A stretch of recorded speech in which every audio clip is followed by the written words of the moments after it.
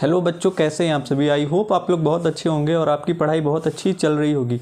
सो बच्चों, हमने sound chapter के बारे में देखा था। ओवरऑल हमने टॉपिक्स को डिस्कस किया था कि क्या क्या टॉपिक्स हम पढ़ेंगे। सो आज हम स्टार्ट करने जा रहे हैं अपना साउंड चैप्टर। तो चलिए शुरू करते हैं और हम डेफिनेशन से स्टार्ट करेंगे। सो आइए देखते हैं डेफिनेशन क्या है साउंड की। तो अपना चैप्टर है साउंड, तो हम स्टार्ट करने हैं डेफिनेशन से। सो साउंड की हम एक बेसिक सी डेफिनेशन देखेंगे जो एग्ज़ाम में आपके लिए बहुत अच्छे से हेल्पफुल रहे। So sound is a type of energy. तो बच्चों, साउंड एक एनर्जी का टाइप है, यानी एक तरह की एनर्जी है। साउंड क्या है? एक तरह का एनर्जी है। That moves through different mediums, जो कि बहुत तरह तरह के मीडियम्स से मूव करता है। यानी साउंड को मूव करने के लिए कोई भी एक मीडियम चाहिए, और वो मीडियम कोई भी हो सकता है। तो साउंड की मूवमेंट के लिए कई तरह के मीडियम्स हो सकते हैं। सो साउंड के मूवमेंट के लिए काफ़ी तरह के मीडियम्स होते हैं, जैसे कि एयर, वाटर या फिर सॉलिड। किसी भी तरह से साउंड मूव कर सकती है। तो आप देख रहे हैं कि साउंड एक तरह का एनर्जी है और उसको ट्रैवल करने के लिए किसी न किसी तरह का मीडियम चाहिए, यानी एक तरह का मीडियम मिलना चाहिए, तभी वो साउंड ट्रैवल करेगी। वैक्यूम में साउंड ट्रैवल नहीं कर सकती। इसलिए बच्चों, आपको ये चीज़ ध्यान रखना है कि वैक्यूम में साउंड ट्रैवल नहीं करती, क्योंकि वहाँ पर कोई भी मीडियम नहीं रहता है। वैक्यूम में कोई भी मीडियम नहीं रहता है और साउंड जो है वो एक वेव के पैटर्न में मूव करती है। इसीलिए हम बोलते हैं साउंड वेव्स। आपने ये चीज़ सुना होगा, साउंड वेव। तो इसके बारे में देखते हैं। Like air, water, solids bye means of vibrations.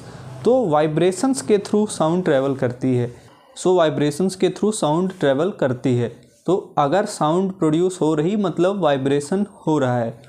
So sound तभी प्रोड्यूस होगी बच्चों जब वाइब्रेशन प्रोड्यूस होगी। सो साउंड तभी प्रोड्यूस होगी बच्चों जब वाइब्रेशन प्रोड्यूस होगी। अगर कोई भी वाइब्रेशन नहीं प्रोड्यूस होती है तो वहाँ पर कोई भी साउंड जो है वो प्रोड्यूस नहीं होगी, कोई भी साउंड जनरेट नहीं होगी। इस चीज़ को हमने लिखा भी है कि no vibration means no sound. अगर कोई भी वाइब्रेशन नहीं हो रही है किसी भी ऑब्जेक्ट में तो साउंड प्रोड्यूस नहीं होगी।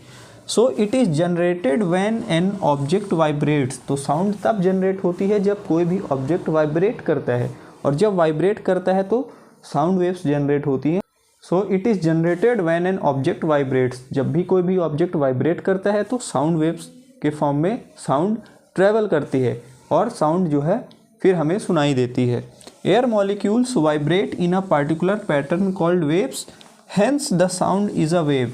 सो आप यहाँ पर देख भी रहे हैं, हमने इस चीज़ को मेंशन भी किया है, इस चीज़ को लिखा भी है कि हवा में जो भी मॉलिक्यूल्स रहते हैं, जो भी गैसियस मॉलिक्यूल्स रहते हैं, वो एक दूसरे से वाइब्रेट करते हैं। जब वाइब्रेट करते हैं तो वो एक साउंड वेव जनरेट करते हैं, एक वेव जनरेट करते हैं जिसे हम बोलेंगे साउंड वेव। और वही साउंड वेव बच्चों हमारे कानों तक आएगी ट्रैवल करते हुए, और फिर हमें वो सुनाई देगी। हमारा ब्रेन उसको इंटरप्रेट करेगा और हमें फिर वो पार्टिकुलर साउंड सुनाई देगी। सो कैसे सुनाई देगी, क्या प्रोसीजर रहेगा, कैसे हमें पता चलता है कि कोई भी साउंड किस तरह की है, कैसे हम इंटरप्रेट कर पाते हैं कि ये साउंड इस तरह की है। तो इस चीज़ को हम अच्छी तरह से समझेंगे आगे अपने चैप्टर में। बहुत अच्छी तरह से इस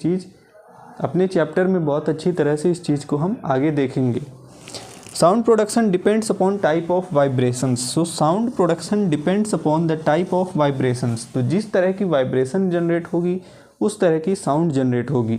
जैसे कि अगर आप हारमोनियम बजाते हैं या कोई भी म्यूजिकल इंस्ट्रूमेंट से ही आप समझ लीजिए, अगर म्यूजिकल इंस्ट्रूमेंट कोई भी दूसरी तरह का है तो उससे दूसरी तरह की साउंड प्रोड्यूस होगी। फ्लूट यानी बांसुरी, अगर आप उसमें हवा जो है वो फूकेंगे, ब्लो करेंगे, एयर ब्लो करेंगे, तो उसमें अलग तरह की सुरीली आवाज़ आएगी। और अगर कोई भी तबला है तो उसमें आप जब भी बीट करेंगे तो अलग तरह से वाइब्रेशन जनरेट होगी। तो अलग तरह की वाइब्रेशन जनरेट होगी और अलग तरह की साउंड प्रोड्यूस होगी। सो अभी तक हमने समझा कि sound is a form of energy. Sound एक तरह का एनर्जी का फॉर्म है और वो तब प्रोड्यूस होता है जब कोई भी वाइब्रेशंस प्रोड्यूस होती हैं। अगर वाइब्रेशंस नहीं प्रोड्यूस होंगी तो साउंड भी प्रोड्यूस नहीं होगी, हमें कोई भी साउंड सुनाई नहीं देगी, क्योंकि वाइब्रेशंस ही नहीं जनरेट होंगी। और हमने अभी तक ये देखा कि साउंड को ट्रैवल करने के लिए कोई न कोई मीडियम की आवश्यकता होती है। साउंड को ट्रैवल करने के लिए, प्रोपगेट करने के लिए, एक जगह से दूसरी जगह तक ट्रैवल करने के लिए उसे एक मीडियम की आवश्यकता होती है। वो मीडियम कोई भी हो सकता है, एयर, वाटर या फिर सॉलिड्स। तो आपने यहाँ तक अभी देख लिया। इसके बाद हम कुछ आगे के टॉपिक्स और अच्छी तरह से समझते हैं।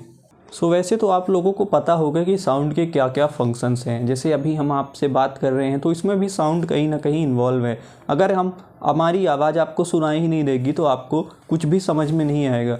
तो आप इस चीज़ को जानते हैं, लेकिन अगर एग्ज़ाम में आपसे पूछ लिया गया कि फंक्शन ऑफ साउंड बताइए कि साउंड के क्या क्या फंक्शन है, क्या क्या काम है, किस चीज़ में काम आती है, तो आप कुछ यहाँ पर लिख सकते हैं 1-2 पॉइंट। जैसे कि इम्पॉर्टेंट फंक्शंस इन कम्युनिकेशन, बातचीत करने में, कम्युनिकेट करने में, एक दूसरे से बातचीत करने के लिए साउंड को हम एक दूसरे से बातचीत करने के लिए साउंड को हम यूज करते हैं। उसके बाद म्यूज़िक में साउंड का बहुत इंपॉर्टेंट रोल है। बिना साउंड के म्यूज़िक ही नहीं प्रोड्यूस होगा। तो म्यूज़िक में आप समझ सकते हैं कि साउंड कितना इंपॉर्टेंट रोल है।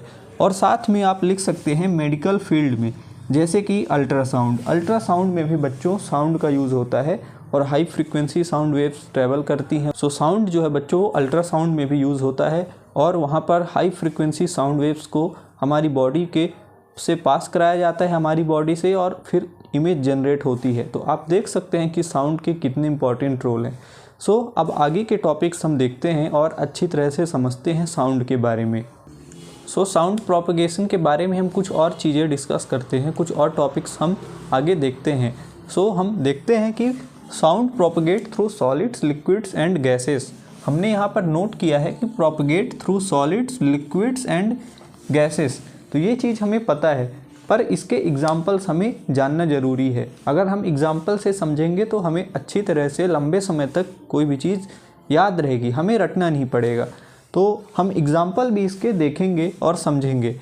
वैक्यूम में बच्चों हमने यहाँ पर क्रॉस लगाया है, यानी कि वैक्यूम में साउंड ट्रैवल नहीं करती है। साउंड जो है वो वैक्यूम में नहीं हम उसको पास करा सकते वैक्यूम से, क्योंकि वहाँ पर कोई भी मीडियम नहीं रहता।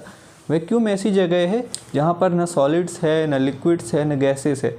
वो आप समझते हैं कि वैक्यूम में साउंड हम नहीं प्रोपगेट करा सकते हैं। इसके एग्जांपल्स हम देखें, अगर एग्जांपल से समझें तो सॉलिड्स में हम समझ सकते हैं।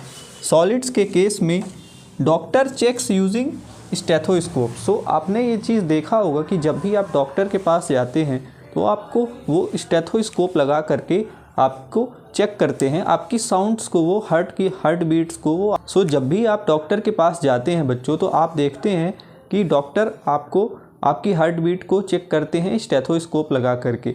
तो आपको स्टेथोस्कोप के थ्रू क्या चेक करना चाहते हैं?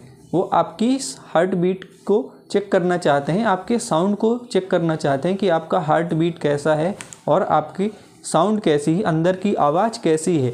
इसीलिए बोला जाता है बच्चों कि डॉक्टर से और भगवान से कोई भी चीज़ छुपानी नहीं चाहिए। क्योंकि उन्हें सब कुछ पता होता है। वो आपकी साउंड से चेक कर सकते हैं, आपकी आवाज़ से पता कर सकते हैं कि आप हंस रहे हैं या फिर रो रहे हैं, या फिर आप चेक कर सकते हैं कि आपकी स्थिति कैसी है। वो चेक कर सकते हैं, वो जान सकते हैं कि आपका कैसा विचार है, कैसा आपका लाइफ स्टाइल है, कैसी आपकी हेल्थ है। आप समझते हैं बच्चों कि डॉक्टर से और भगवान से कोई भी चीज़ हमें छुपानी नहीं चाहिए। तो वही चीज़ यहाँ पर भी हम समझ सकते हैं कि सॉलिड्स के केस में साउंड बहुत जल्दी प्रोपगेट होता है। हम आगे आपको ये चीज़ समझाएंगे भी कि सॉलिड्स में सबसे ज़्यादा साउंड फास्टेस्ट एकदम प्रोपगेट करता है, सबसे तेज़।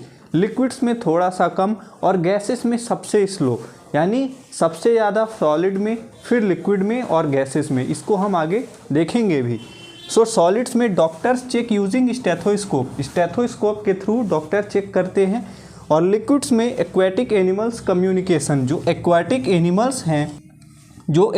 एनिमल्स हैं वो किसके थ्रू कम्युनिकेट करते हैं? भाई उनको भी कम्युनिकेट करने के लिए किसी न किसी चीज़ की ज़रूरत होगी। आपस में वो बात भी करेंगे, तो किसके थ्रू बात करेंगे? वो सिग्नल्स के थ्रू बात करेंगे, यानी वो साउंड वेव्स के थ्रू बात करेंगे। लिक्विड्स में भी वो कहीं ना कहीं बच्चों साउंड्स का यूज करते हैं। और लिक्विड्स में भी गैसेस के कंपैरिजन में लिक्विड्स में ज़्यादा तेज़ी से साउंड प्रोपगेट होती है।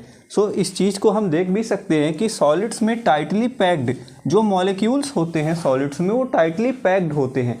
कोई भी चीज़ अगर टाइटली पैक्ड होगी, अगर उस पर हम वाइब्रेट करेंगे तो टाइटली पैक होने के कारण वो बहुत तेज़ी से हर जगह फैल जाएगी। आप देख सकते हैं कि सॉलिड्स में सबसे ज़्यादा मॉलिक्यूल्स टाइटली पैक्ड होते हैं, बहुत कम उनके बीच में गैप होता है। तो इसलिए वहाँ पर फास्ट प्रोपगेशन होता है। In fact fastest propagation of sound occurs in case of solids, whereas in liquids molecules are slightly packed. वहाँ पर मॉलिक्यूल्स थोड़ा सा लूजली पैक्ड होते हैं, इतना ज़्यादा टाइट पैक नहीं होते जितना सॉलिड्स के कंपैरिजन में। So it takes a little time than solids के कंपैरिजन में लिक्विड्स में थोड़ा सा टाइम जो है वो ज़्यादा लगता है। बल्कि गैसेस में क्या होता है, गैसेस में कंप्लीटली लूजली पैक्ड, बहुत ही कम वहाँ पर एक तरह से पैक्ड होते हैं। गैसेस आप समझ सकते हैं कि मॉलिक्यूल्स हवा में तैरते रहते हैं, बिल्कुल भी हम कह सकते हैं कि बहुत ही लोवेस्ट लेवल का वहाँ पर पैकिंग होता है और इसी वजह से वहाँ पर सबसे ज़्यादा टाइम लगता है। It takes most time in travelling, सबसे ज़्यादा टाइम लगता है एयर में अगर हम कोई भी चीज़ बोल रहे हैं तो आप तक पहुँचने में। तो आप अगर कंपैरिजन में देखेंगे तो फास्टेस्ट, अगर आप कंपेयर करेंगे फास्टेस्ट प्रोपगेशन ऑफ साउंड, सो सबसे ज़्यादा आएगा रिजल्ट किसका, सॉलिड्स का। सॉलिड्स सबसे पहले आएंगे, फिर लिक्विड्स आएंगे और लास्ट में गैसेस। यानी हम कह सकते हैं कि साउंड जो है वो सबसे तेज़ी से सॉलिड्स में ट्रैवल करेगी, फिर लिक्विड में और फिर गैसेस में। तो इस चीज़ को आप समझ सकते हैं। गैसेस में हम बच्चों देख सकते हैं कि गैसेस में we are able to speak and hear. हम और आप आपस में बात कर रहे हैं। आप बेसिकली भले ही यूट्यूब में आप दूसरी साइड आप बैठ के देख रहे हैं, पर आप भी किसी से बात कर रहे होंगे, इंटरेक्ट कर रहे होंगे। तो आपके आसपास जो एयर है उसमें साउंड ट्रैवल करती है और आप उसके थ्रू आप अपनी आवाज़ को दूसरों तक पहुंचा पाते हैं और इस तरह से एयर में साउंड ट्रैवल करती है। Sound through water travels 4 times faster than through the air. So अब कुछ फैक्ट की बातें कर लें तो हम यहाँ पर फैक्ट देख रहे हैं कि sound through water travels 4 times। तो एयर के कंपैरिजन में हम यहाँ पर एयर को यहाँ पर हम बेस मान रहे हैं कि एयर के कंपैरिजन में हम यहाँ पर चीज़ें देखेंगे।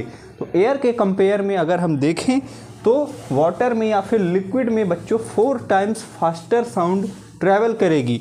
Sound through water travels 4 times faster than through the air. इसी तरह एक और फैक्ट है जिसे हम देख सकते हैं, sound through solids travels 13 times faster than through the air.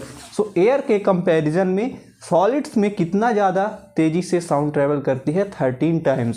यानी अगर हम एयर को बेस मान लें, अगर हम एयर को एक लोअर लेवल मान लें तो उसके कंपैरिजन में लिक्विड्स में 4 times ज़्यादा तेज़ी के साथ, 4 गुना ज़्यादा रफ्तार के साथ साउंड प्रोपगेट होगी और सॉलिड्स में तो 13 times, क्योंकि साउंड जो है बच्चों वो प्रोपगेट करती है किसी न किसी मीडियम से और सॉलिड्स में बहुत तगड़ा मीडियम होता है, उनके बीच में बहुत ही टाइटली मॉलिक्यूल्स पैक होते हैं जिस वजह से वाइब्रेशंस बहुत जल्दी ट्रैवल करती हैं और वाइब्रेशंस जब ट्रैवल करती हैं तो साउंड ऑटोमेटिकली प्रोड्यूस होती है।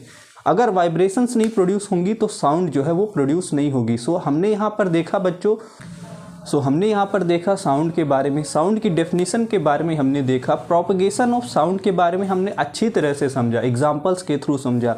अब हम नेक्स्ट वीडियो में बच्चों हम देखेंगे कि how do we hear sound, यानी हम कैसे साउंड को सुन पाते हैं या फिर हम कैसे साउंड को जनरेट करते हैं। हमारे यहाँ पर जो वॉइस बॉक्स है उसको हम देखेंगे, उसके बारे में हम समझेंगे कि साउंड कैसे प्रोड्यूस होती है वॉइस बॉक्स में, और साथ में हम देखेंगे ईयर के बारे में कि ईयर में क्या क्या पार्ट्स होते हैं और कैसे साउंड को हम ईयर के थ्रू सुन पाते हैं।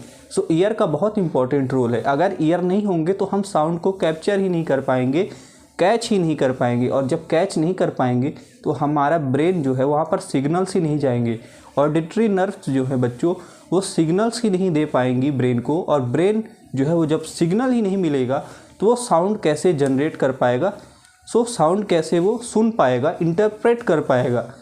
नेक्स्ट वीडियो में हम देखेंगे इन चीज़ों के बारे में। इस तरह से आप अपना सपोर्ट बनाए रहिए। इसी तरह आप अपना सपोर्ट बनाए रहिए बच्चों, हम धीरे धीरे सारे टॉपिक्स को कवर करेंगे। मिलते हैं नेक्स्ट वीडियो में बच्चों। नेक्स्ट टॉपिक हम देखेंगे ईयर के बारे में और हम देखेंगे वॉइस बॉक्स में कैसे साउंड जनरेट होती है। मिलते हैं नेक्स्ट वीडियो में बच्चों। बच्चों इस वीडियो को आप अपने क्लासमेट्स के साथ शेयर कीजिए, अपने फ्रेंड्स के साथ शेयर कीजिए। इस वीडियो को आप ज़्यादा से ज़्यादा शेयर कीजिए, और अगर चैनल पर पहली बार विज़िट किए हैं तो इस चैनल को सब्सक्राइब कीजिए, लाइक कीजिए, और जो भी आप सजेशन देना चाहते हैं, जो भी आप क्रिटिसाइज़ करना चाहते हैं, कुछ भी आप कमेंट कर सकते हैं और आप फ्री हैं कोई भी ओपिनियन देने के लिए। सो मिलते हैं नेक्स्ट वीडियो में, तब तक के लिए थैंक यू।